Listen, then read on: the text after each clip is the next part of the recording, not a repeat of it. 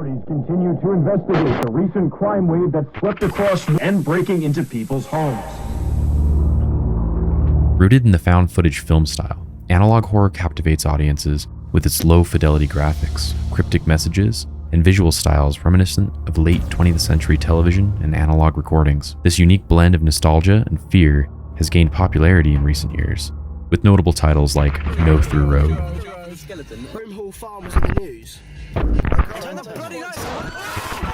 Local 58,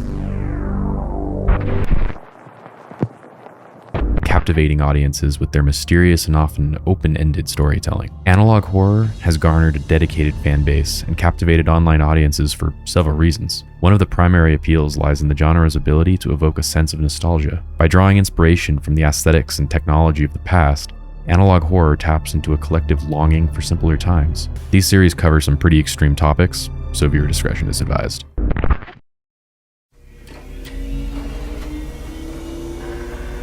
Primary systems online. Meeting sequence complete. Emergency shutdown protocols disengaged.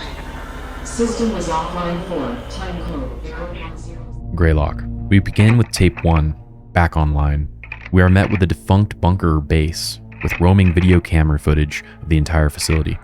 An automated voice asks the user what they would like to do, and we hear a disembodied voice say, "Touch you." What would you like to do? Some of the live feed is giving an error, and if we pause the video, we can see it's from a room called the morgue. The video abruptly ends with a company logo, Semiodyne, USA. Dear believers, when men pursue evil, it is evil that they will find.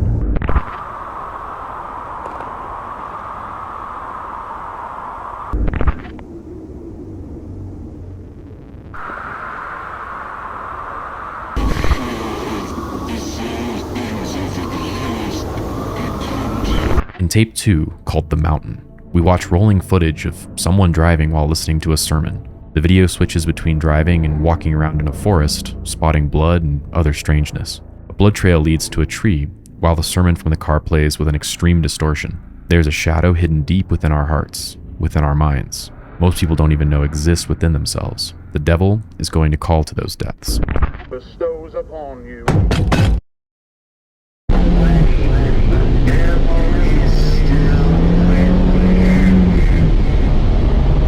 After that loud impact on the car and speeding segment, the video just ends. Tape 3 is called Orientation Protocols. Greetings, and welcome to the Preconditional Protocols and Orientation video system provided by Unit 13, created in partnership with Semiodyne USA, on a highly confidential part of Project Stargate, Thoughtforms. This is clearly a training video of some sort for a Unit 13 testing group, Project Stargate and Thoughtforms. What is a thought form? According to Unit 13, they're also called tulpas, a physical manifestation of pure thought. They use this to describe what was previously thought of as ghosts, and that they're simply extreme emotions and thoughts left behind by people. Existing as not only an extension of the person, but as its own independent and sentient entity. We've sought to answer a very important question. Can thought forms be created in a manner that would benefit American society? Unit 13 wants to weaponize thought forms, because of course the government would. What don't they weaponize? They've developed something called a thought form manifester, a machine to extract these entities. And though they are capable of making physical contact, they pose no threat to humans. Forms are unable to pass through the barrier from chambers, as thought forms can also take on appearances that could be considered disturbing. The video glitches at every mention of the thought forms being docile, being able to cause harm, or escape their barriers. Tape 4, Unexpected Visitors.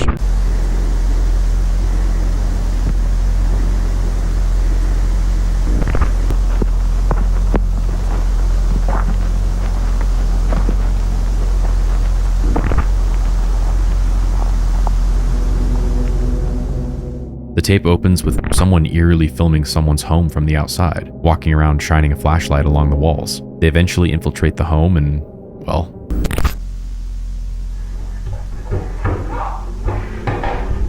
we then get a Max Headroom cameo, but straight into an emergency broadcast for northern Berkshire, Massachusetts. 49 residences since approximately 11:15 p.m. last night.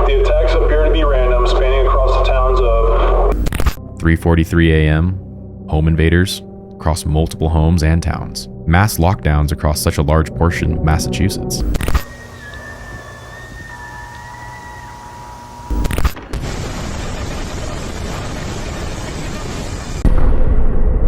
The video ends with 2 frames, a distorted face and what appears to be something or someone stealing the face of another. Well, hello again, Tiffany. Oh, hi Wanda. Nice to see you. Nice to see you too. There he is. He's definitely a growing boy, that's for sure. And you're both...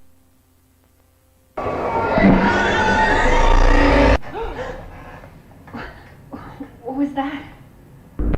A video almost entirely composed of sound and what appears to be an expecting mother in a doctor's office.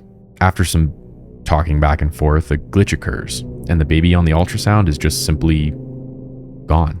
The theory here is that she basically manifested a false pregnancy. She wanted a baby so bad that her body and mind essentially created one out of the strong feelings that she had. And in the context of this series, that would be a thought form.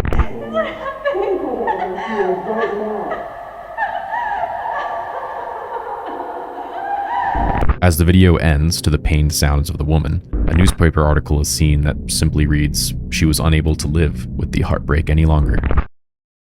Humanity has fought tirelessly past through a great many trials each to one called God. He will approach and look him in the eye. As an equal. Tape 6 is titled Sleeping Dogs. A video titled Symposium on Jungian Psychology, I don't know how to pronounce that word. We then cut to a virtual message assistance program from Semiodyne USA. Message 1. March 24th, 11:14 a.m. Hey Frank, it's Paul Murray. We ran into somewhat of an issue today. We came across these tunnels inside the mountain, pretty deep in. We listened to the message of a construction worker named Paul, working inside of some kind of mountain site. Whatever they're doing here, they've found ancient tunnels. Unfortunately, a number of the crew are sick as dogs. Not really sure what kind of stomach bugs going around or what, but they just said, I don't know how the hell this happened, but the section of the tunnel here caved in is clear. The tunnel's been wired up with a few lights too. But a few of the guys said they'd seen something running around in the woods surrounding the site. As the message continues, we hear more and more complications that have been occurring, such as stomach bugs, sightings of mysterious figures in the surrounding forest, and people who've begun acting strangely. We cut to a camera set up by the workers, and we can clearly see what appears to be a thought form in the footage. The workers continually lose their sanity, with Paul feeling the need to go into the tunnels they discovered at the beginning to find out what's really down there. Just all started when you came across that tunnel. I feel like I need to figure out what's down there. I feel like something really bad's gonna happen if I don't go down, so...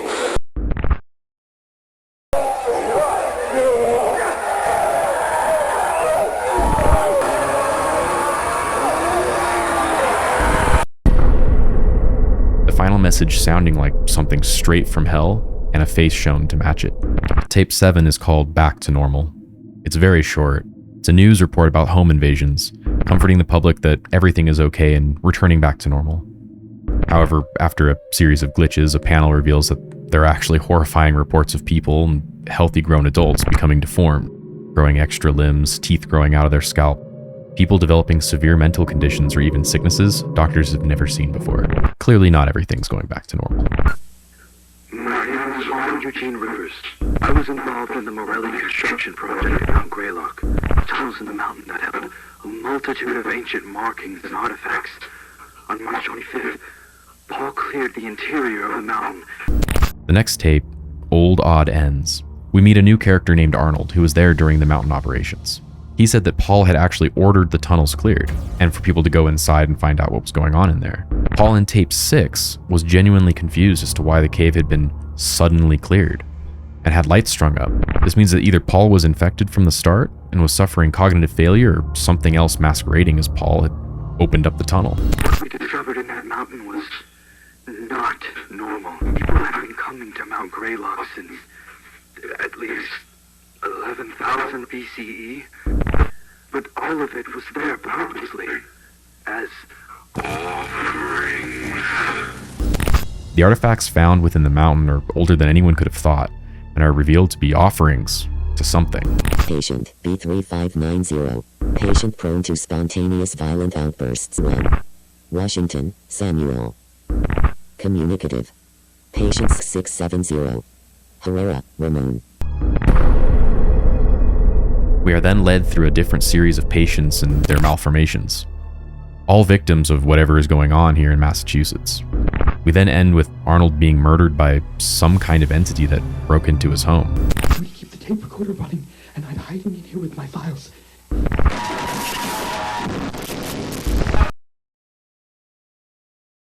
Tape 9 is titled Trojan Technology. It's currently the final tape. President Lyndon B. Johnson has signed the National Access Initiative, a program that will send selected American homes a plethora of electronics to help them stay connected. This is of course through a partnership with Semiodyne USA. And through a series of home footage cams probably installed through this initiative, we see something is very wrong.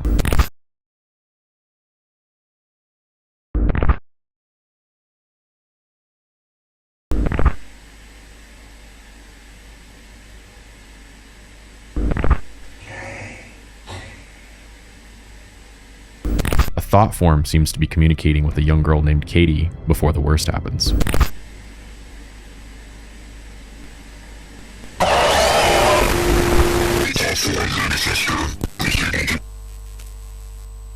So far, I think Greylock is telling the story of a government project trying to potentially weaponize what are known as thought forms. They built the site for Unit 13 deep into the Mount Greylock, where many mysterious and ancient relics are found, as potential offerings to something. It's clear these entities are not harmless, like previously stated, and are more likely body snatchers. The victims seen through the series are becoming deformed, due to these entities either possessing or taking over them in one way or another. This is my first attempt at a video like this, and if you got any recommendations for other series, or do you want me to go into a deep dive on any particular series, just let me know. I do stream over on Twitch, which I'll link here if you ever want to come hang out with me and Lily. We kind of do like a VTubing thing, but trust, it's pretty fun. But thanks for hanging out with me for this entire video, and I'll see you soon.